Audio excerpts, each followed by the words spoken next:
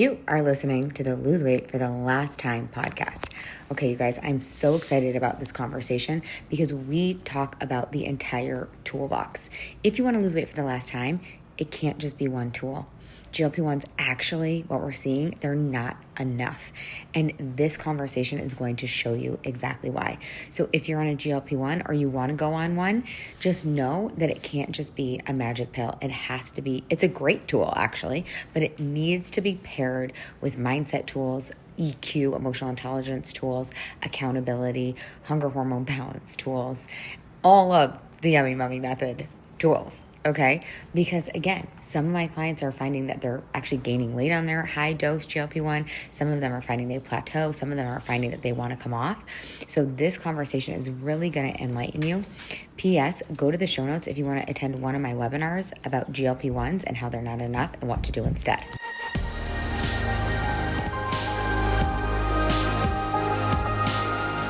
Today on the show, we're asking what really happens when GLP-1s stop working and how to keep going. To help us answer that, we're joined by my client, Dr. Casey Lacey, psychologist, confidence coach, and keynote speaker who has helped women escape toxic workplaces. And now she's sharing how she escaped a toxic cycle with her own body and food. In this episode, you'll learn 3 things. Number 1, why GLP-1s might be a powerful tool, but not a complete solution. Number 2, how journaling and mindset work help Casey break through a long-standing plateau. And number 3, the unexpected way healing her inner dialogue transformed her confidence, her parenting, and her business. Plus, we'll dive into how emotional eating, people-pleasing, and perfectionism play sneaky roles in keeping us stuck and what it really means to be unstoppable.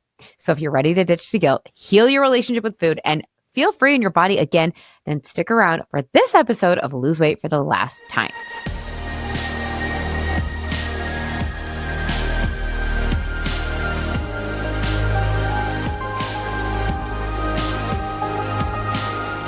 Hello, you guys. Casey Lacey, Dr. Casey Lacey is here. She is in the house. Welcome, Casey. Will you give us a little intro about who you are, where you are, what you do in the world, and a little bit about like why you decided to work inside the Yummy Mummy, why you decided to sign up for the Yummy Mummy experience? Oh my goodness. So yes, Dr. Casey Lacey here. I know you always hear me say that, but I had to do it. So I'm here. I'm a psychologist, confidence coach, and I specifically work with women who are leaving toxic workplaces. So I love doing that. But my favorite thing is I'm a keynote speaker. I actually had the pleasure of meeting Laura about a little over a year ago, more than a year ago. I had joined a coaching program as I had just left my long-time career. And then we met through a mutual coaching friend. And then I got to learn about Yummy Mummy, had been on my own personal journey of just reclaiming my voice, my body, my everything, and had already lost about 60 pounds, but I had hit a serious plateau. And so I found out about Yummy Mummy through Laura and decided to sign up. And also, of course, Dr. Sarah Crystal, she was part of the journey. And so 2 fellow psychologists who are also coaches, but she shared with me her experience. And I was like, I absolutely need to do this. What did she tell you? Like, what did she say to you? She just kind of told me about her experience in terms of like, I think she's lost over 100 pounds. And it was after having her kids, and she has twins and just all this stuff. But in terms of babies, and that was for myself, I have 2 daughters, and it was really just kind of a struggle. But I had shared my experience with GLP-1 and hitting this plateau.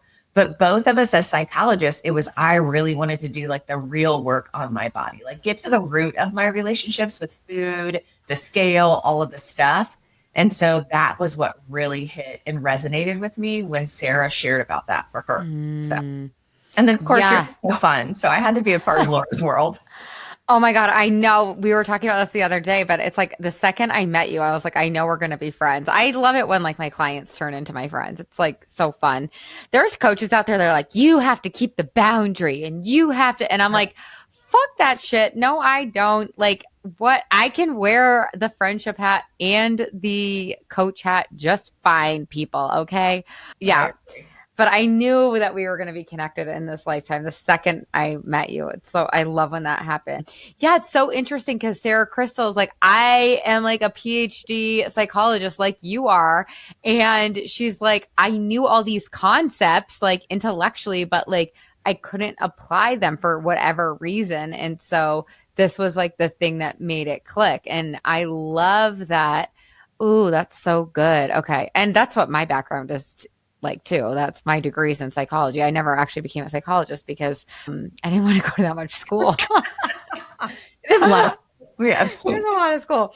Okay. So talk to us a little bit about going on a GLP-1 and then plateauing and what that was like, because one of the reasons why I wanted to have Dr. Casey Lacey on the podcast is because she went on a GLP-1 and then she plateaued. And I think that a lot of people think that GLP-1s are like the end all be all. They're like the magic pill, the ultimate, like the thing. Yeah. And I do, and you guys know if you listen to the podcast or follow me on Instagram, like I think it's a great tool for the right person. But I think the only thing I think is a bummer is that it can actually be like the ultimate Band-Aid, and then you're missing out on healing at the root. And so that's when I get like a little bit bummed. So just talk us through like your story. And I just also want to call out too, like I want to like de-shame any shame that's out there around GLP-1s, because I think like I have no tolerance for that. Like that is such BS. If like GLP-1s are a part of your journey, like then they're supposed to be a part of your journey. So if you could just like tell us your story, I know we want to hear. Yeah, no, absolutely. So for myself, I've tried every diet. I've ever done everything possible throughout my life. I've struggled with my weight my entire life. And then after having my 2 daughters, I'd really hit the highest weight, which was 301 pounds. I thought I would like never tell anyone that number, but like I have no shame with it anymore. And so for me, I had a couple friends where I was like, you've lost weight. So like, what's going on? And they were people that struggled too. And so that's how I found out about like GLP-1. Well, then of course I went to my doctor, couldn't get it approved, did all this stuff. So got a compounded version. And truly it was such a great tool for me because it really started the food noise and just that honestly, like instant, you're starting to lose weight. It changes your appetite, like all of that stuff that was just so hard. And especially when I was at that place where I just felt so heavy in my body and uncomfortable, I felt kind of stuck there. And so then using that as a tool definitely helped. I started like up my protein and do some things, but I had hit this place where like, okay, it was doing what it was supposed to. And then I just hit a plateau and I was like, I know I still have more weight to lose, but I didn't know what else to do. I'd done all my water, all my protein. I was working out. I was doing all the things, but it was like in all reality, there were still times too, where it was like, I was just still eating some of the other foods. And it was about that, like healing my relationship with food and this like guilt, shame cycle, my relationship with the scale, flour, sugar. I mean, you name it. It was just all this stuff of like getting back into my body and listening to what made me feel good. This was also the same time where I left a really toxic workplace. And so leaving that, you know, I started my GLP-1 journey there. But it was like, again, still like I needed to heal from that. And so healing from that, then I could also move to this place of like healing my relationship with food. And so joined Yummy Mummy. And during that time or during the YMX period, it was like lost another 23 pounds. And I had been stuck for like a year and a half, like just not able to like let go of that weight. And so continuing to move more. Yeah, I love that. Casey Lacey and I want to do a like series of the Drop 8 Diaries together. So stay tuned for that. What unlocked it for you? Like the GLP-1s got you to the 60 pounds down. It like helped reduce a lot of the food chatter, but talk to us a little bit about what has like unlocked the plateau or like helped you to continue to move forward. Yeah. It was really a lot of that like internal dialogue for myself. It was the shame cycle that I had lived in. And it was the like, oh, I'll start on Monday mentality. And I would like, I don't know, I think I'm like internally this like rule breaker. Like I want to break the rules. But it's like at the end of the day, one big insight I had for myself during YMX is like my entire life has been kind of a fight and survival, upbringing, childhood, all of this stuff. And then the workplace was like always a fight. And I realized how much of that dialogue I was fighting myself. And so like that was a big aha for me. And then just the internal thoughts, like the journaling every day really makes you aware of how much crap you say yourself. And I'm a keynote speaker and I talk to women about like our inner critic and the terrible things we say. But I didn't realize how much of that negativity it was related to food. I would eat something, feel bad. I'd get on the scale. I'd feel like shit. I'd shame myself for some number. And I love when you're like, it's just a number and it doesn't have to be the same relationship. So letting go of that was huge for me. And then it's just like telling myself too, I'm like, I'm ready to let go of the weight. I'm safe to lose the weight. I think was part of it too. Tell us a little bit about the internal dialogue. Like, what did you find out that you were saying to yourself? And I totally agree with the journaling, because it's like we just sort of have this like gray cloud, black cloud following us around, and we don't even realize like we're the ones creating it with our thought. But what were some of your like specific ones? Do you know? My number one was that I had told myself I can't lose weight. Like I had believed that my whole life, that I was that unicorn, that it's just hard for me, that I can't lose weight. And so like, I feel like in some ways the GLP-1 medication showed me like, no, you can, like, it's possible. Like you're not broken. And of course I've been that person that's have every lab done. I'm like, is it my thyroid? Yeah. Is it hormones? Is it like whatever? But it was just like, no, you actually have the tools and your body can lose weight. So like, I know that sounds crazy, but like I literally had told myself that lie that like, if you're going to lose weight, you have to eat exactly perfect. And it has to be this like shame experience. And I love too, so much of like, I can't hate myself skinny. Like I can't, that narrative does not work and it does not serve me. It actually makes me feel like crap. And then it makes me eat more. And then it just is counter to all of my goals. So it was a lot of those like limiting beliefs that I told myself is that I can't lose weight. Which was a complete lie.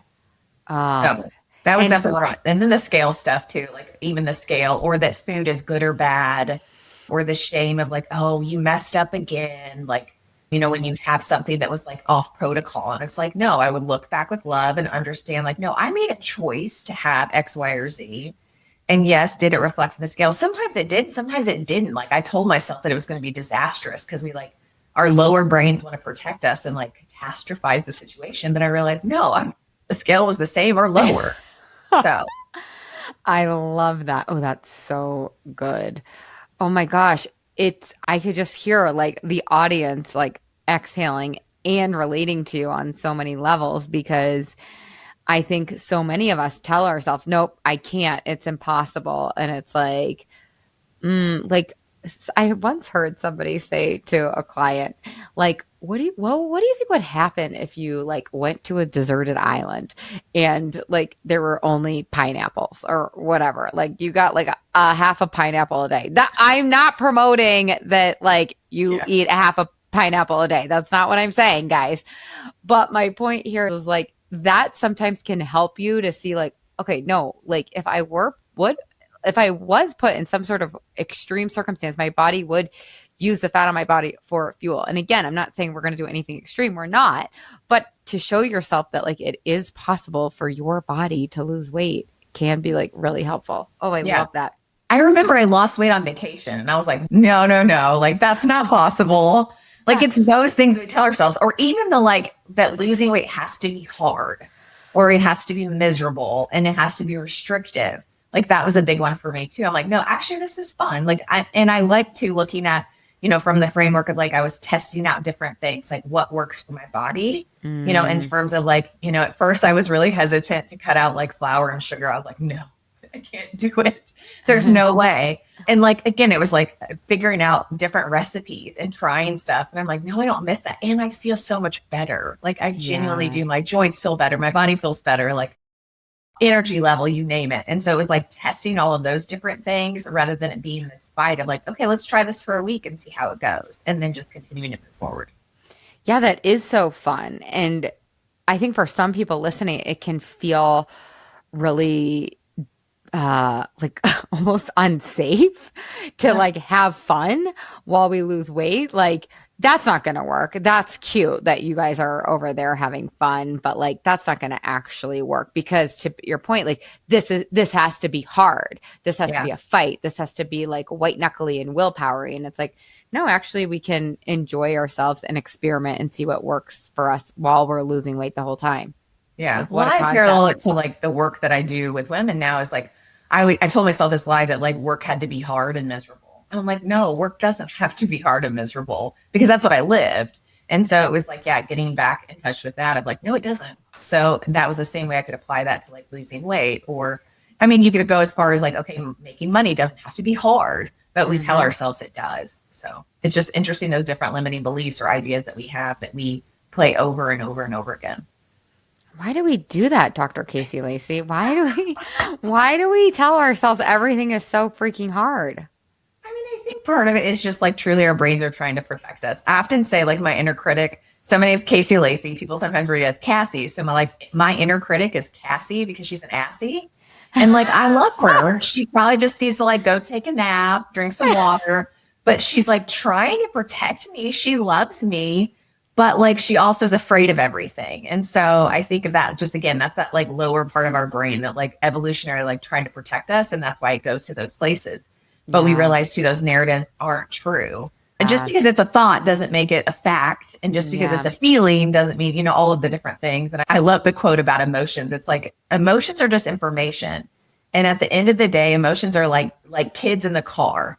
You don't let them drive the car, but you don't lock them in the trunk either. Like they're information. And so we don't have to like shame them and have this like negative relationship with them either.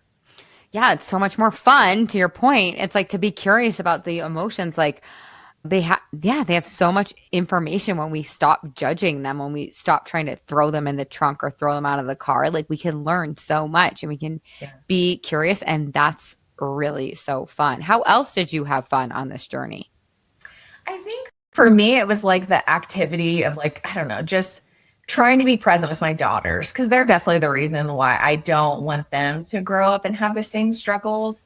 But I also don't want them to like see a mom who's not comfortable in her body or confident and all of those things. So like for me, it was just like fun having the different conversations. You've heard some of the fun conversations, especially my oldest daughter who's 8. She said some fun things to me before of like, and I'm glad I've done some work on myself, because I remember she's like, Mom, you need to sit down. I'm like, okay, Harper, what's wrong? She's like, I'm just so worried. I'm worried about being fat. I'm like, honey, first of all, we don't ever use that word. Like, where is this coming from? She's like, well, I'm worried about being fat like you. And I was like, okay, let's talk about this. And I was like, well, Mommy loves her body. I know that I hold weight in my stomach. Like I held 2 babies in here though. Like it's magical. And like the stuff my body does. And she's like, yeah, your belly's so squishy and fun. I could lay on it. I'm like, thanks.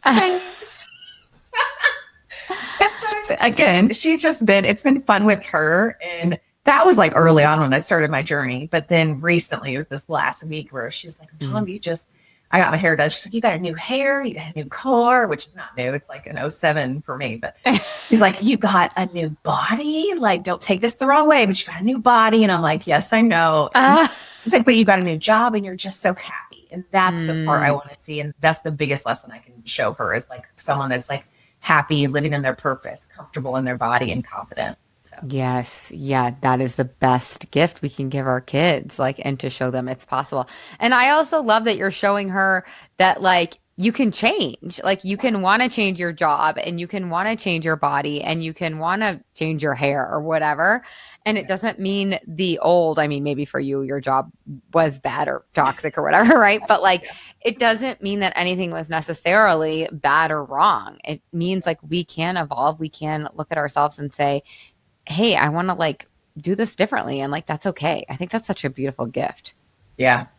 To like, let them witness and let them really truly see us. Yeah. Yeah, because they start to pick up those messages like early. Again, she's 8 and they're already, all the body image stuff comes in. And I just don't want her to have that like same relationship with food, that like food is bad and I'm afraid of it, or there's just going to be this negative reaction if I have X, Y, or Z. So. Exactly.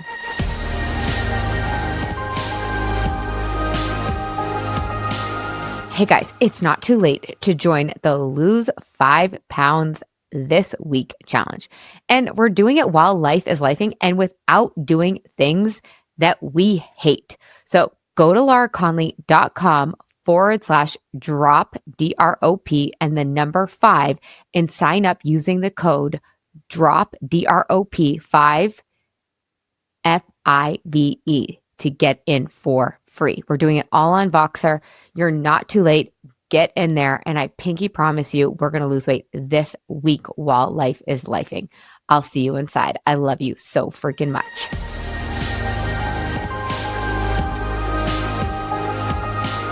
So you were talking a lot about like the internal dialogue. Like that is something that really helped you crack the weight loss code inside the Yummy Mummy experience. Why do you think noticing your thoughts, like, of course I could answer this question too, but like, why do you think noticing your thoughts and journaling and like calling out Assy Cassie and putting her back in her place lovingly. Like, why do you think that like actually made you lose weight? Yeah.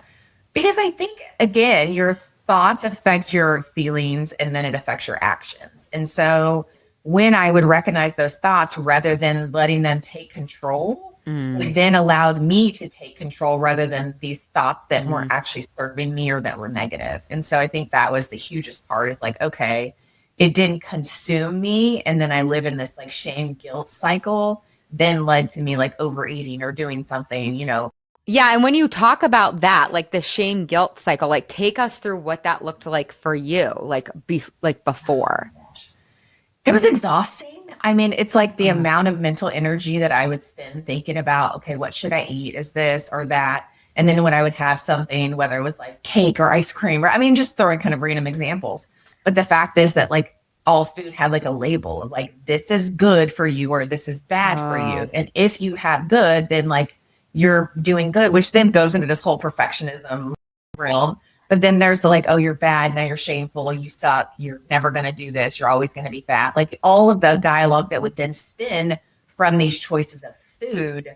And again, food's such a part of our life, And so I just hated how much energy it took and mental space it took in my life. And now it's like, okay, food is fuel, but it doesn't have to consume every bit of my thinking or thoughts. Like, yeah, I plan a little bit, but it really can be fun. And I don't have to obsess about it. Oh, yeah, that's so well said. So, what do you feel like now that you're not spending the mental energy like over calculating and like hyper focusing? What do you have time for? Like, what do you like? No, like now that you're freed up from that, like, what is that like? Yeah, it is so free. I think that's the biggest thing is like the freedom. And now it's like, oh, of course I can use that energy because as women, we have like anywhere from 40 to 60,000 thoughts a day or something like that. And I can then use those thoughts on like growing my business or being an involved, like present parent or wife or whatever. Like really, it's like that energy then can also go to fun things like planning trips, dreaming my life. Like it can go to other places because it's not in this space of like food. Yes. Oh my gosh. That is so well said. Okay, I always love like a little before and after. So not like people are always like pictures, but like I love the stories. Like, what do you feel like your life was like? And you've alluded to this already a little bit. Like, what do you feel like you felt like before? And how do you feel now? Like a little bit of like Dr. Casey Lacey before and a little bit of like, how do you feel now in your life? Yeah. I mean, it parallels so well because of like where I was with like burnout of work and toxic stuff to now. It's like how I felt before was like lost, silenced, stuck, ashamed, like kind of invisible in some ways too. And just like heavy and weighed down by life, also physically too, uncomfortable. Just like feeling like I'm almost like busting at the seams, but like with stress and like you're uncomfortable in your clothes, like all of this stuff. And so it's like now, and again, like I said, the mental energy and like always overthinking and spinning and thinking about food and then the shame cycle, like on a hamster on a wheel.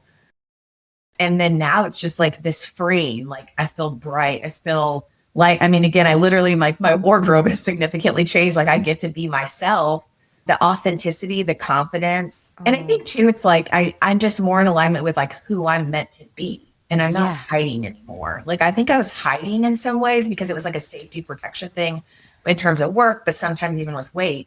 But like now it's like, no, I'm going to live boldly. And it was always the one goal in my life. I'm like, I got the PhD at 26. Like I've done every goal I've ever set my mind to. This was the one goal that's like, I could never lose the weight. I can never get to that place. And I'm like, no, if I can do this, like I can freaking do anything. And so it's really the unstoppable feeling, I think, that is the best. Oh my God, that is the freaking best. It's so good. And I think our wardrobes are like such an expression of like who we truly are underneath it all, or like who we are becoming or who we want to be. It's like so good. And it's so true. You're so like just totally vibrant and bold and like just I love it. Unstoppable energy. That's what I love. Well, it's not, I can't say it's like the thing I love the most, but it's one of the things I love the most is like watching everybody transform energetically. Like everybody, of course, loses the weight, but you guys like really start to like look different energetically. Like you can just see the like light beaming from within. It's so crazy. It's such a cool thing to witness. And yeah, I love it. I love seeing that like on our group calls too. Like I think about some of the ladies in our group and like one special person, I won't call her out, but that like showed up to our last call and she was like, I'm showing up in my birthday suit. Obviously she wasn't showing all of that, but like just the brightness and excitement of like, I'm going to live in my best self and this is how I'm celebrating. So like, I love that part too. And there's just the energy group that is definitely magnetic of like, we're here in this, supporting this together. You're not alone, but just watching that transformation was also really cool. So yeah, it's such a gift. So we talked a little bit about emotional eating. Like what did you used to use food for? Was it like stress relief? Was it like coming home from that toxic workplace? Like talk to us a little bit about that, because I'm curious if the food was actually giving you something you needed. And now how do you take care of that need if that need is there? Yeah, no, that's such a good question. So I ate for all the emotions, every emotion possible. You're happy, you eat. You're sad, you eat. You're angry, you eat. Like it was every emotion possible. Definitely emotional eater. I think especially with the work stuff too. I was talking with my husband about this too. Like at work, we used to go out to eat every single day because it was like we wanted to escape for work. Like that was proven. Like my kind of staff and group, we would like go out to lunch every single day. And when I would come home, it's like, okay, yeah, I would eat like there would be this like kind of numbing activity. Like I'm just overwhelmed. I made that hit. I'm drained, and so you feel like you're, seeking energy, but it was really just like, here's the sugary, crappy, whatever is there. And then at night too, I mean, it's like, I love me some wine, but it was like, okay, let's drink the wine and then let's eat the snacks. Well, then let's eat another dinner. Like it was just a lot of numbing and really just mindlessly eating. I would do it. There was the emotional piece, but it was just like, it had been my coping mechanism of like, I would get that dopamine hit like it truly was. And so now it's like finding other things. Like I have definitely found my love of books again, like going outside and walking, playing with my kids, like doing something new, traveling. Again, my business, obviously like pouring into that and speaking and working with other women, like writing my own book right now, which is crazy, is a whole other thing. But it's like, I have that energy to do those other things and get my hit that way, but also really working on like, I am a somatic stressor. So it was like getting in my body, and meditation has been very helpful. I was not initially like a yoga person, but I'm like a stretch. I like faster workouts. And so I don't want to fall asleep in yoga, but like it really was just getting quieter and listening to my body and checking in on how I'm physically feeling, because I would just eat and check out. Yeah. Oh, yeah. I think so many people can relate to that. And that's why I actually kind of love emotional eating, because it's such a amazing invitation into like, what do I need here? Yeah. And how can I like actually take care of myself? And therapy is also helpful. I did some of that too. So like, you need to check in on some things. And again, that was just workplace stuff, but it's like, figuring out what is really going on, because the eating is not serving me. It's keeping me trapped and making me miserable too. So yeah. It's like a very cheap thrill. It's a cheap hit. Yeah. Okay. So talk to us a little bit about like, was it hard for you to sign up for the Yummy Mummy experience? Like, were you on the fence, or were you like, oh, I talked to Sarah Crystal, I'm good to go? Like, tell us a little bit about that, because I know there's a lot of women listening that are sitting on the fence, or they want to do it, or they're like, well, the podcast is good enough or whatever. And so I just am curious, like what it was like for you signing up and what you would tell somebody who's on the fence, because I think sometimes we think like, oh, I have to like wait till I feel... Wait, yeah, exactly. Wait till I'm ready, or wait till I don't time or whatever. Yeah. So for me, it was like, I met you, and I still remember like we were sitting in that like hotel, like I think lobby area, and we were talking about what you did. And I started to share kind of my GLP-1 journey. And honestly, like I wouldn't tell people I was on a GLP-1 for a while, because it was like this embarrassing feeling. Like it was like, oh, I don't want to tell anybody, because people say, oh, that's the easy way. And I'm like, no, nothing about me losing weight has ever been easy. So you just don't judge me. But there was the shame of it. And so at first I was like, okay. And it sounded interesting, but I had tried so many things that I was like, okay, the GLP-1 is working, but now it's gotten to that tool has worked to this point, and now I need to do the other work. I don't want to say hard work, the fun work on myself. And so I was nervous. But then like talking to Sarah definitely helped. Getting to know you and just like what I'm seeing in terms of your program, your energy, all of the things. I'm like, whatever Laura's doing is fun. And I am not someone that ever has buyer's remorse. So I'm like, I'm in, let's do it. But I think it is when it comes to this part of like investing in myself, that sometimes can be harder because like as a mom, as a woman, like we tend to like pour into other people. So there was the nervousness, but it was 100% worth it. For me, I am so, so grateful. And it was like perfect timing. I talked with Sarah, like, okay, what's this going to involve? Yeah, I'm busy. Like I'm starting a business. I'm doing all this stuff. And she's like, yeah. But I always tell myself too, you make time for things that are important to you. And this was important to me. And I knew that if I'm going to level up in my life and level up in my business, level up in my relationships, I have to invest in myself at the same time. And so that was for myself. So if anyone's like hesitant, I'm like, do it. You're at the end of the day, like we only get one life. And if you want to be there for all of these other people in your life, you have to take care of yourself. And me taking care of myself has tremendously supported my marriage, me as a mom, me as a daughter, me as a business owner, and all of those other realms. So talk to us a little bit more about that. Like, how has it made you, like you focusing on you, like how does that make you a better mom, a better business owner, a better wife? Like talk to us a little bit about that. Yeah. I think for myself, it was because, especially going through the workplace stuff that I did, I got to this place where I was like, I will no longer shrink. I will no longer sacrifice myself for other people. And that didn't get to just apply to work. That had to apply to everything. And I love my kids and I love my husband and my family. But at the end of the day, I can't continue just like to carry all of their feelings or take care of them above myself. And so that was such a huge shift for me.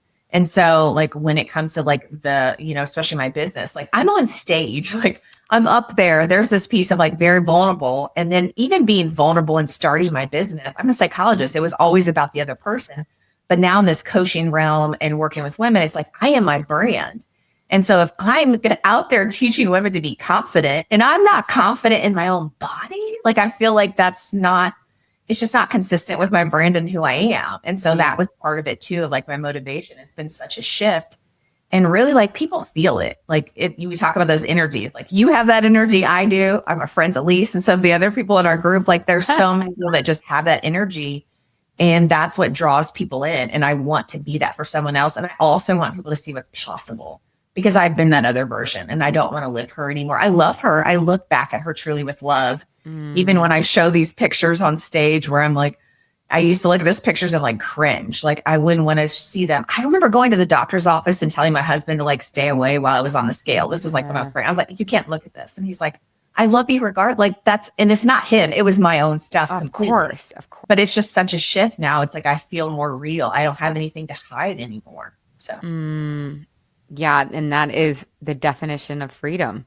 Oh, that's so good. Okay. Tell us a little bit about how you got over not sharing about the GLP-1s because this isn't a GLP-1 podcast and like we don't do GLP-1s in the Yummy Mommy experience, but like if the point here is to free the moms, I think that could be another trap.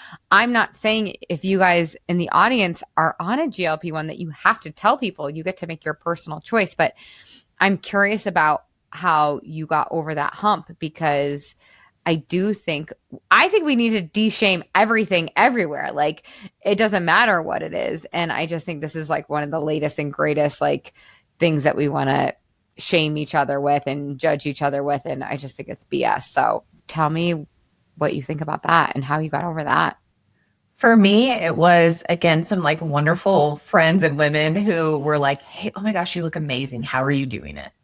And I could not lie to them. I couldn't. Like that felt terrible. And so I also didn't want to gatekeep. Like I was like, I'm going to gatekeep this information. And I think as women, sometimes we keep silent about so many things, whether that's like how hard motherhood is or finances. Like we don't want to talk about money or relationships or whatever it is. And so I remember kind of early on when I started to lose the weight and people started to notice, I was like, you know what? I'm just going to tell them. And so the more I told, then people are like, oh, I want to get connected. And so they just saw the positive. And it's the same thing about YMX now, like the coaching piece of it, because it's like, okay, they want to know, yes, this helped me. This is a tool, but this is also another tool. And so I want you to know that this is how I'm continuing to do it. And so it was just by like sharing one thing after another and realizing it's a disservice.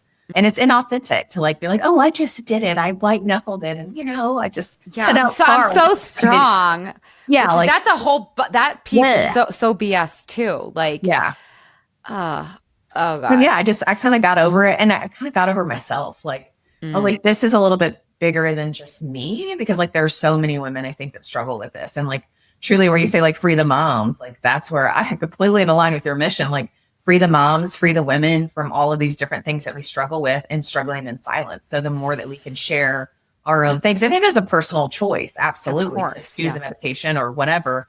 But for me, it was the right choice, but it was also one tool, and I needed other tools in my tool belt. Yeah. It's like another rule book, another stupid, like societal programming that we get, like should do this, shouldn't do this. Like this is right. This is wrong. Oh, like that's what we just have to throw away, all the rule books. Okay. So yeah. So somebody who's like, oh, I'm scared to sign up. Like what one piece of advice would you tell them? Do it anyways. Like why? Like, first of all, what are you afraid of? For me, it was like, I was more afraid of the regret and like not knowing. I think that's part of it. Cause it's like, okay, yeah, you could have this fear. Okay. I try something else that doesn't work. Well, at least you tried. You don't know until you try. But I did not want to live with the regret of not knowing. And like, I think of my future self, now, looking back to that person who signed up, I'd be like, oh, thank you so much. Like, I'm so glad you did. But I was able to think through that too. And like, you've got to get past that fear, because fear is just keeping you stuck and not small, actually. Yeah. You're not where you want to be. Oh my God, it's so good. Okay, anything else you feel like we haven't covered or we need to like tell the audience? I know I like didn't ask you all the questions, but I feel like, is there anything else that you want to share? I mean, I think just like for women in general, as the psychology piece of it, of the people pleasing, the perfectionism, the imposter syndrome, like all of those things. Yeah, I talk about that in the workplace, but those things also come into this realm of weight loss so much. I think that was really helpful. I remember one of our group calls and someone was like, my daughter brought over this cake. And it was literally a couple of days before that, my mom had showed up. And I know that there's people in my life that like, they love buy food and that's how they show love. But I also can say no and not feel guilty about it. Like, and so there's a lot of those different behaviors we engage in, whether that's in the workplace or even in this like health journey, that we just got to be aware of. And like, you get to choose which behaviors you set, and it's your life. And so the more that we can live like unapologetically ourselves and authentic and confident, the better off you're going to be in terms of just all of the areas of your life. Yeah. So. Yeah. I think that you're totally right. Weight loss is such like a beautiful kind of mirror or opportunity, because if you really want to lose weight for the last time, you have to do all that root work. And a lot of it is breaking up with our perfectionistic tendencies and the people pleasing. And I'm always like, we're all carrying around like 15 pounds of people pleasing pounds because we're so afraid of like what other people are going to think about us. But again, it's another gift, because you can be like, no, thank you. I'm good for right now with your cake. And you show yourself you don't die. And then it's like this amazing opportunity to like continue to be yourself, because you've shown yourself it's safe to be yourself, and people aren't going to like kick you out of the tribe. They're not going, they're not going to stop being your friend. I mean, maybe a couple of them will, but like, and then they really weren't your friend anyway. Yeah, so bye. Yeah, exactly. So I love that comes up so much inside the Yummy Mummy, because man, what a trap is the people pleasing trap. Like it's the worst. And that's like actually what I'm so excited for my daughter to inherit, is like, I really want to pass down a legacy of just like authenticity and what does she want, and like being able to articulate that and like go do that, whether that's like food or job stuff or mom stuff or whatever. Like this people pleasing martyrdom stuff has got to go. Yes, I agree. So, okay, I love that you were talking about your coaching practice. How can the people who are listening find you. I would love to, because like that's a part of this too. I really think that like when it's exactly what you were saying, when we stop focusing on how many points was that, tracking this, getting in a 10,000 steps, blah, blah, blah, blah, blah, like we're not being present. It's like, oh, I have all this energy to like pour into my business. I just think that's been so cool to watch you do. So tell us how we can stalk you and find you and watch your keynote speeches and all the things. Yes. So you can definitely find me on LinkedIn, Casey Lacey. So it's KASI because my parents had to be difficult. And then honestly, my website. So www.caseylacey.com. That's where most of my stuff is at. I do have individual coaching, keynote stuff, but I am launching, and this is truly just due to demand. I've had so many women come up to me and tell me their toxic workplace stories. And so it's helping women come together in a group format where they can decide to stay or go. Because I want them to do that in a way that is confident for them. And yet some people make that decision to leave and some make that decision to stay. So yeah. Ooh, and doing it in a group is so powerful. There's so much healing that happens inside a group. I love that. Oh, that's so good. I'm like, I don't have a toxic workplace to like come get coaching on with you, but I want to come in anyways. Okay, Casey Lacey, you're the freaking best. Thank you so much for coming on the podcast. You guys, if you want to get results like Dr. Casey Lacey has gotten, go to lauraconley.com and book a call so we can get you in the next cohort.